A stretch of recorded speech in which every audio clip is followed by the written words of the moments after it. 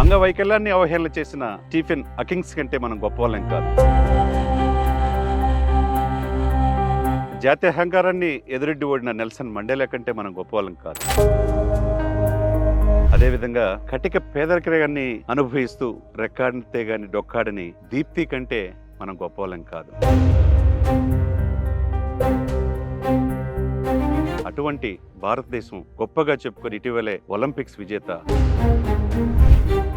అన్ని ఉండి కూడా ఈ సమాజానికి ఏమీ చేయలేని పరిస్థితులు చాలా మంది ఉన్నారు. మీకు చిన్నప్పుడు ఏదైతే ఆ లోపం వచ్చిందో ఆ లోపాన్ని అధిగమించి మీరు ఈ రోజున ఆ ఒలింపిక్స్ పథకం సాధించినప్పుడు మీరు ఎలా ఫీల్ అయ్యారు? చాలా మంది నన్ను ముందు అవమానించిన వాళ్ళు, ఏదైనా చేసిన వాళ్ళు ఈరోజు నాకు సెల్యూట్ కొట్టడం.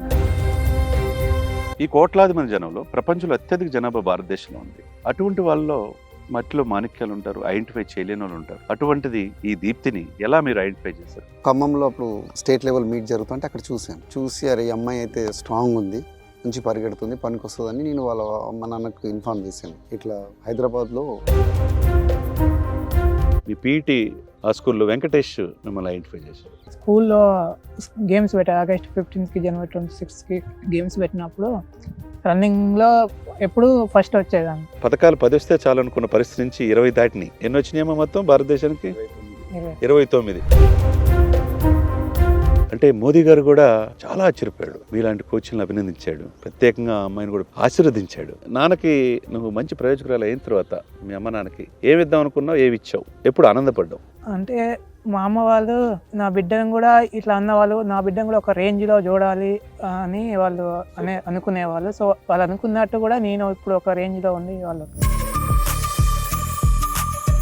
అన్నిటికంటే సంతోషకర విషయం ఏంటంటే ఈమె ట్రీట్మెంట్ కోసం తనన్నది చాలా ఇల్లు అయినప్పుడు వాళ్ళకున్న ఒకటే ½ ఎకర్ ల్యాండ్ అమ్మేసుకొని మీకు ట్రీట్మెంట్ చేశారు.